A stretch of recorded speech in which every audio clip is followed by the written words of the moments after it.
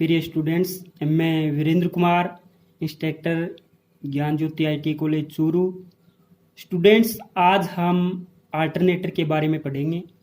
तो सबसे पहले हमें परिभाषा, किस सिद्धांत पे ये काम करता है, और शब्दावली में जैसे रोटर, स्टेटर, एक्साइटर इत्यादि के बारे में हम अलग अलग पढ़ेंगे, इनके भागों के बारे में। तो सबसे पहले परिभाषा देखते हैं कि अल्टरनेटर की परिभाषा क्या होती है। यांत्रिक ऊर्जा को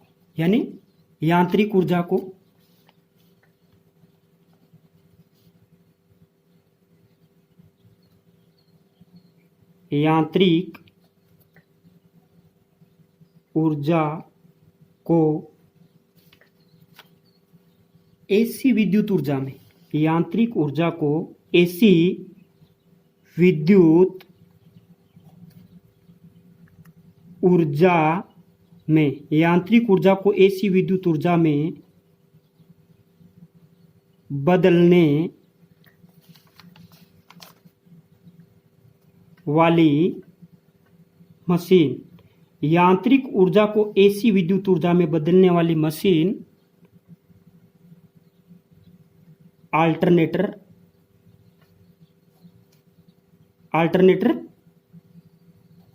कहलाती है। यांत्रिक ऊर्जा को एसी विद्युत ऊर्जा में बदलने वाली मशीन अल्टरनेटर कहलाती है। यानी ये करता क्या है? एसी उत्पन्न करता है, एसी विद्युत उत्पन्न करता है। और हमारा जो जनरेटर होता है, वो डीसी विद्युत ऊर्जा उत्पन्न करता है। लेकिन यहाँ अल्टरनेटर है वो उत्पादन स्टेशन पर जहाँ पे ये लगा हुआ है, यानी जहाँ पे विद्युत का उत्पादन होता है वहाँ अल्टरनेटर लगा होता है और वहाँ पे एसी विद्युत ऊर्जा उत्पन्न करते हैं। हम सिद्धांत के बारे में देखेंगे कि ये अल्टरनेटर किस सिद्धांत पे काम करता है। तो अल्टरनेटर है वो फेराडे के, यानी फेराडे नामक का एक वैज्ञानिक था, फेराडे। तो अल्टरनेटर विद्युत चुंबकीय विद्युत चुंबकीय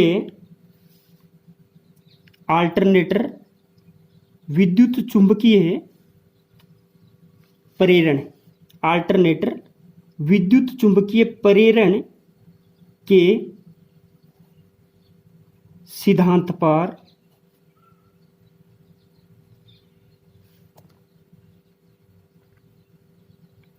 कार्य करता है। अल्टरनेटर विद्युत चुंबकीय प्रेरण के सिद्धांत पर कार्य करता है। हम पढ़ेंगे शब्दावली में सबसे पहला पॉइंट पढ़ते हैं। शब्दावली में सबसे पहला पॉइंट नंबर एक में पढ़ेंगे हम फील्ड पोल क्या होता है? फील्ड पोल यानी चुंबकीय क्षेत्र स्थापित करने वाला भाग। फील्ड पोल क्या होता है? जो अल्टरनेटर के अंदर चुंबकीय क्षेत्र स्थापित करता है। तो हम इसमें लिख देते हैं चुंबकीय क्षेत्र स्थापित करने वाला भाग। चुंबकीय क्षेत्र स्थापित करने वाला भाग फील्ड पोल कहलाता है। चुंबकीय क्षेत्र स्थापित करने वाला भाग फील्ड पोल कहलाता है और इसमें फील्ड वाइंडिंग होती है। चुंबकीय क्षेत्र स्थापित करने वाला भाग फील्ड पोल कहलाता है। क्या कहलाता है? फील्ड पोल कहलाता है। ओके, आगे हम पढ़ेंगे 2 नंबर पॉइंट, आर्मेचर, यानी जो इसका रोटर होता है उसी को आर्मेचर बोलते हैं। हमें आगे पढ़ेंगे आर्मेचर यानी रोटर। ओके, तो जिसकी क्वाइल में विद्युत वाहक बल उत्पन्न होता है, अल्टरनेटर जिसकी क्वाइल में जिसकी क्वाइल में, यानी जो आर्मेचर या रोटर में जो वाइंडिंग की जाती है ना, उसमें विद्युत वाहक बल उत्पन्न होता है, जिसकी क्वाइल में विद्युत वाहक बल उत्पन्न होता है, जिसकी क्वाइल में विद्युत वाहक बल उत्पन्न होता है, वो वाहक कौन सा होता है? वह आर्मेचर या रोटर होता है। वह आर्मेचर या रोटर होता है। हम इसके बाद अगला पॉइंट पढ़ेंगे स्टेटर। स्टेटर 3 नंबर पॉइंट हम पढ़ेंगे स्टेटर के बारे में।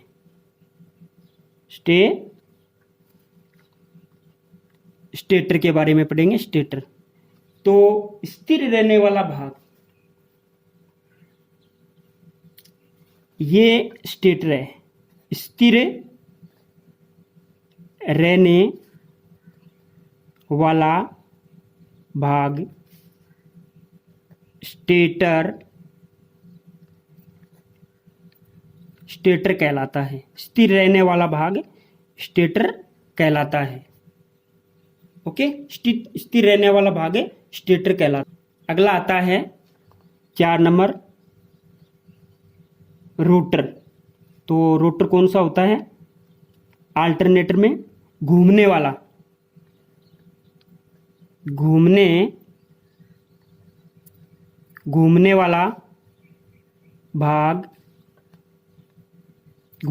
भाग रोटर कहलाता है। घूमने वाला भाग रोटर कहलाता है।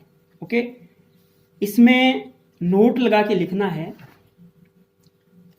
नोट लगा के एक मोस्ट बात लिखनी है कि यदि डीसी जनरेटर में कम्यूटेटर या स्प्लिट रिंग के स्थान पर यदि डीसी जनरेटर में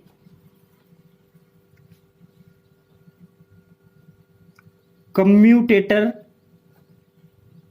के स्थान पर यदि डीसी जनरेटर में कम्यूटेटर के स्थान पर स्प्लिट रिंग कम्यूटेटर के स्थान पर स्लीप रिंग कम्यूटेटर के स्थान पर स्लीप रिंग यानी स्लीप रिंग को बोलते हैं सर्पी वले। सर्पी वले जोड़ दी जाती हैं। सर्पी वले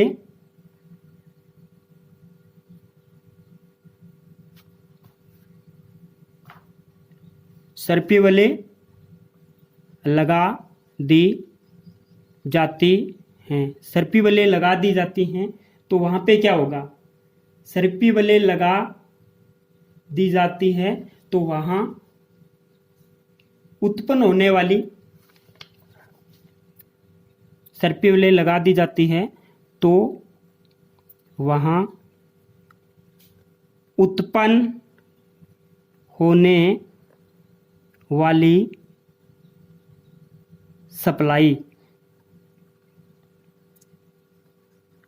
होने वाली सप्लाई एसी प्रकृति की होगी। हमने क्या किया है? डीसी जनरेटर है। डीसी जनरेटर में क्या होता है? कम्यूटेटर होता है। तो कम्यूटेटर है, वहां पे हमने क्या लगा दी? स्लीप रिंग लगा दी। अगर वहां पे हमने स्लीप रिंग लगा दी तो क्या होगा? स्लीप रिंग लगा दी तो स्लीप रिंग से हमेशा एसी सप्लाई उत्पन्न होती है, यानी उससे हमेशा बाहर एसी मिलती है। और जहां पे कम्यूटेटर लगा हुआ होता है वहां पे डीसी सप्लाई मिलती है। तो जनरेटर के अंदर क्या होता है? जनरेटर के अंदर कम्यूटेटर लगा होता है और एक अल्टरनेटर के अंदर स्लिप रिंग लगी हुई होती हैं। अब हम बात करते हैं सिंगल फेज अल्टरनेटर के लिए कितनी स्लिप रिंगें आवश्यक होती हैं। आगे मान लो सिंगल फेज अल्टरनेटर है, single phase alternator, single phase alternator के लिए सिंगल फेज अल्टरनेटर यानी जो अल्टरनेटर सिंगल फेज की सप्लाई उत्पन्न कर रहा है उसमें सिंगल फेज अल्टरनेटर के लिए 2 स्लिप रिंग तथा 3 phase alternator, 3 phase alternator, 3 phase alternator के लिए 6 slip ring, 6 slip ring, 6 slip ring लगी होती हैं। कब? जब अंतर संयोजन नहीं किया गया है, जब अंतर संयोजन नहीं किया गया है, जब अंतर संयोजन नहीं किया गया है तब 3 फेज में 6 स्लिप रिंग और सिंगल फेज में 2 स्लिप रिंग लगी हुई होती हैं। तो ऐसे अल्टरनेटर को रोटेटिंग आर्मेचर अल्टरनेटर कहते हैं। अगर 6 स्लिप रिंग लगी हुई हैं तो इस प्रकार के या ऐसे अल्टरनेटर को, ऐसे अल्टरनेटर को रोटेटिंग आर्मेचर, ऐसे अल्टरनेटर को रोटेटिंग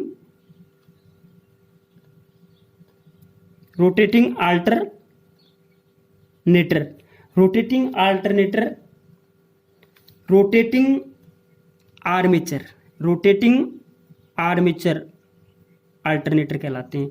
यानी इसके अंदर रोटेट कौन कर रहा है, घूम कौन रहा है, आर्मेचर घूम रहा है। तो ये कौन सा हो गया, ऐसे अल्टरनेटर को रोटेटिंग आर्मेचर अल्टरनेटर कहते हैं। रोटेटिंग आर्मेचर अल्टरनेटर कहते हैं। ओके, आगे देखते हैं।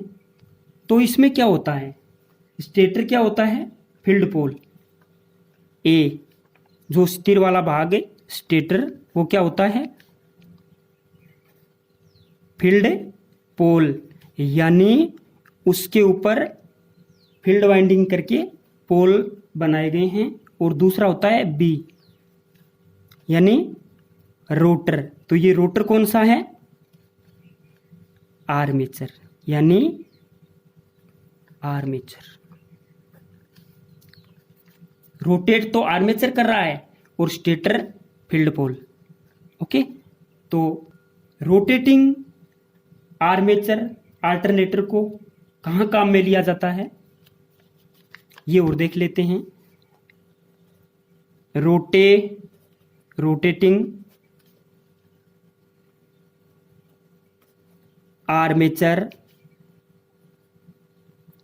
अल्टरनेटर को, रोटेटिंग आर्मेचर अल्टरनेटर को उच्च क्षमता यानी हाई कैपेसिटी, उच्च क्षमता का, रोटेटिंग आर्मेचर अल्टरनेटर उच्च क्षमता का बनाने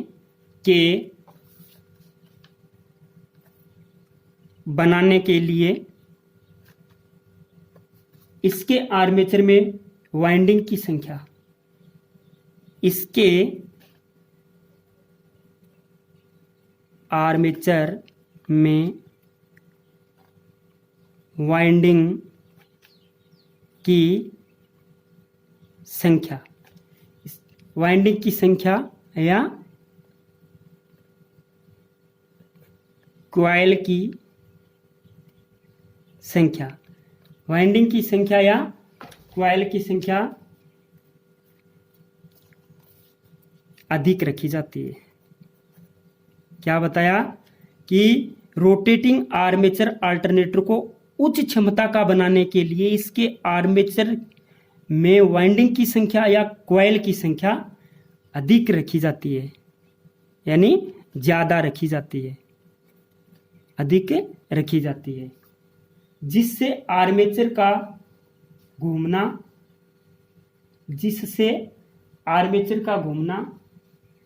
मुश्किल हो जाता है,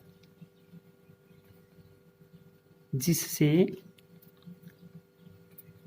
आर्मेचर का घूमना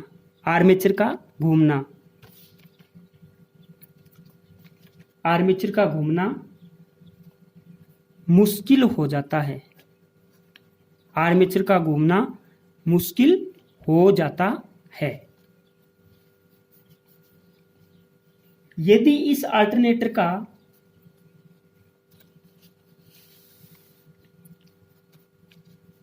क्या लिखना आगे, यदि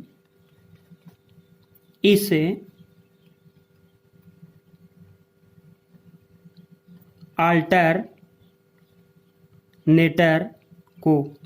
अल्टरनेटर को 3 फेज का बनाया जाए, मैंने बताया कि 3 फेज का, यदि इस अल्टरनेटर को 3 फेज का बनाया जाए तो, यदि इस अल्टरनेटर को 3 फेज का बनाया जाए तो 6 स्लिप रिंग की आवश्यकता होती है।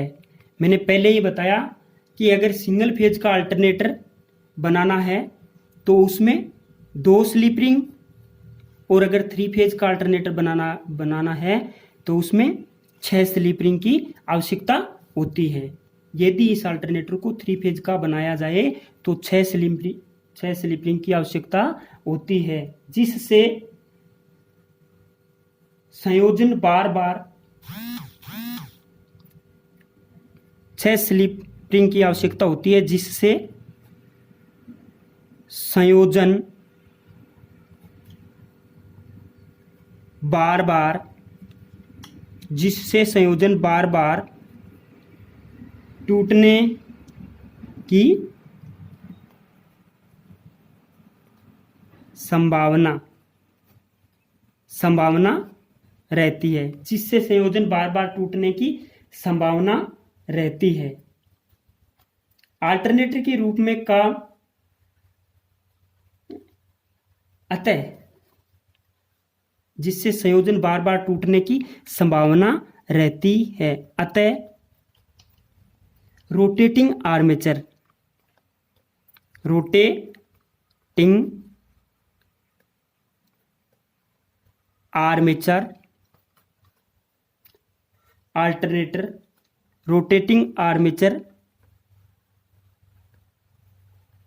अल्टरनेटर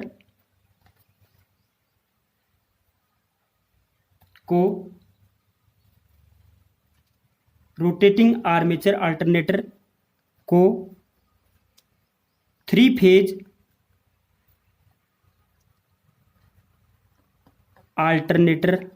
फेज अल्टरनेटर के रूप में काम में नहीं लिया जाता है। इसमें यह बताया है कि यदि सिंगल फेज का अल्टरनेटर है तब तो कोई दिक्कत नहीं है, क्योंकि उसमें 2 स्लिप रिंग ही लगी हुई होती हैं। लेकिन आर्मेचर क्या होता है, रोटेटिंग आर्मेचर और एक रोटेटिंग फील्ड। तो इसमें यह बताया गया कि अगर 3 फेज का अल्टरनेटर बनाना है तो उसमें आर्मेचर को रोटेटिंग नहीं रखेंगे। अगर रोटेटिंग आर्मेचर अल्टरनेटर बनाएंगे तो उसमें 6 स्लिप रिंग की आवश्यकता होती है, जिससे इसकी संयोजन बार बार टूटने की संभावना रहती है। इस अतः रोटेटिंग आर्मेचर अल्टरनेटर को 3 फेज अल्टरनेटर के रूप में काम में नहीं लिया जाता है। ओके, तो आगे बात करते हैं rotating field alternator. Rotating field alternator, तो इसमें सबसे पहले देखते हैं स्टेटर। क्या देखते हैं? स्टेटर। तो इसमें स्टेटर क्या होता है? आर्मेचर, यानी जो आर्मेचर के अंदर वाइंडिंग की जाती है, सेम वैसी की वैसी वाइंडिंग स्टेटर में करके और उसको स्थिर रखा जाता है, यानी आर्मेचर को स्थिर रहता है। रोटर, 2 नंबर होता है रोटर। रोटर कौन सा होता है?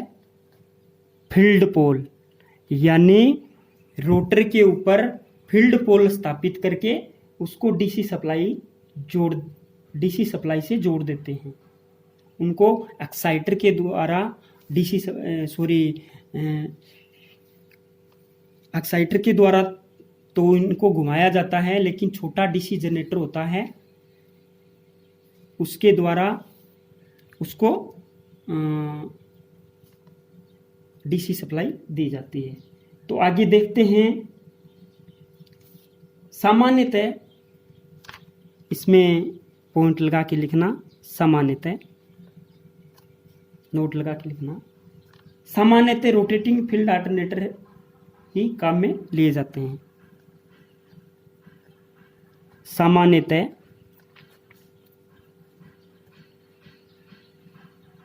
रोटेटिंग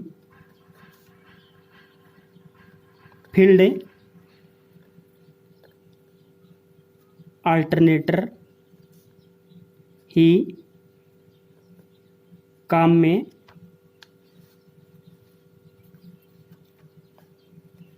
लिए जाते हैं। ओके, अल्टरनेटर के भाग, आगे हम भागों के बारे में पढ़ेंगे, तब अच्छे से समझ में आएगा। अल्टरनेटर के भाग। ओके, तो अल्टरनेटर के भागों के बारे में पढ़ेंगे। तो सबसे पहले 1 नंबर पॉइंट, बॉडी या योक। बॉडी या योक, जो अल्टरनेटर का बाहरी भाग होता है, यानी हम एक जो विद्युत से चलती है या विद्युत उत्पन्न करती है, वो क्या कहलाती है? मशीन कहलाती है। मशीन यानी मशीन के बाह्य भाग को, अल्टरनेटर क्या है? एक मशीन ही तो है जो ऐसी विद्युत ऊर्जा पैदा करती है। मशीन के बाह्य भाग को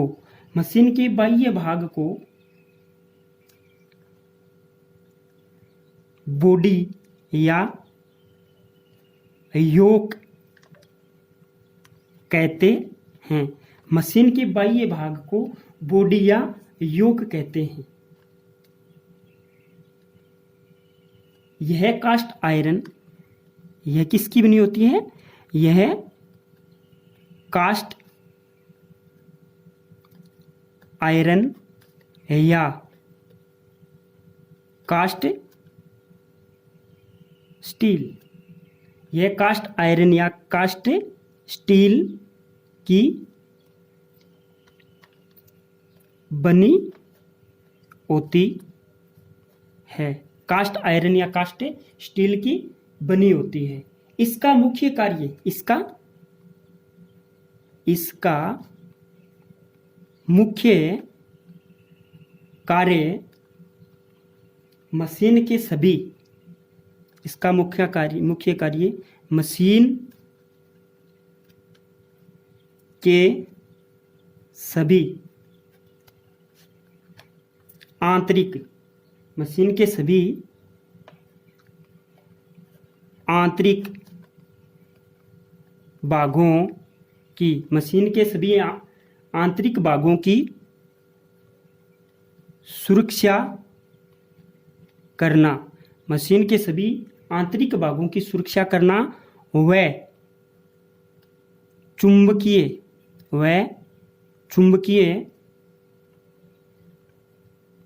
बल, चुंबकीय बल रेखाओं के लिए पथ प्रदान करना, यानी चुंबकीय रेखाओं के लिए रास्ता बनाना, चुंबकीय बल रेखाओं के लिए पथ प्रदान करना होता है। बॉडी या योग का काम क्या होता है? यांत्रिक भागों की सुरक्षा करना व चुंबकीय बल रेखाओं के लिए पथ प्रदान करना। ओके, हम इसके बाद में पढ़ेंगे रोटर के बारे में। 2 नंबर है, हम पढ़ेंगे इसके बाद बॉडी योग के बाद हम पढ़ेंगे स्टेटर। क्या पढ़ेंगे? स्टेटर।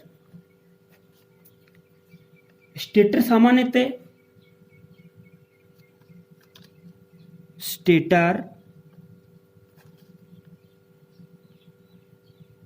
सामान्यतः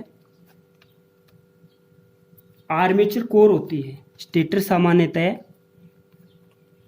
आर्मेचर कोर होती है, जिसकी आंतरिक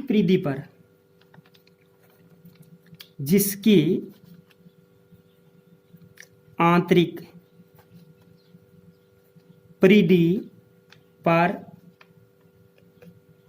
खांचे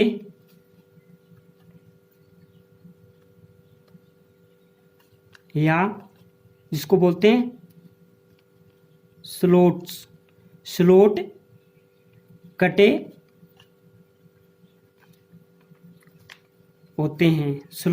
होते हैं, जिनमें आर्मेचर वाइंडिंगें स्थापित की जाती है। स्लॉट कटे होते हैं जिनमें आर्मेचर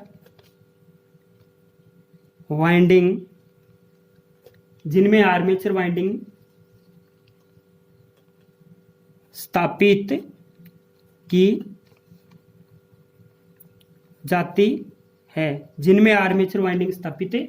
की जाती है,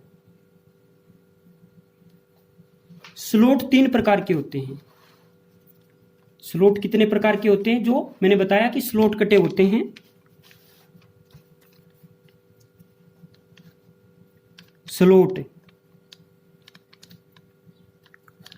स्लॉट्स ये 3 प्रकार के होते हैं। स्लॉट 3 प्रकार के होते हैं। एक तो होता है खुला, दूसरा होता है अर्धबंद और तीसरा होता है बंद, यानी पूरा क्लोज होता है। खुला, अर्धबंद और बंद, यानी तीन प्रकार के होते हैं ये स्लॉट। 3 प्रकार से स्लॉट काटे जाते हैं। खुले स्लॉट अधिकतम काम में लिए जाते हैं, क्योंकि इसमें सबसे ज्यादा काम कौन से स्लॉट आते हैं? खुले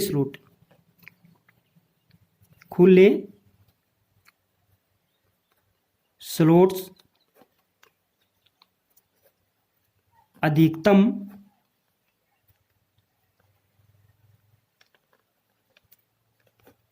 काम में लिए जाते हैं। खुले स्लॉट अधिकतम काम में लिए जाते हैं क्योंकि खुले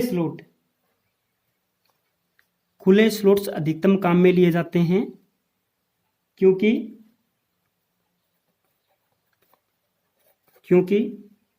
इन पर रिवाइंडिंग करना यानी दोबारा वाइंडिंग करना, क्योंकि इन पर रीवाइंडिंग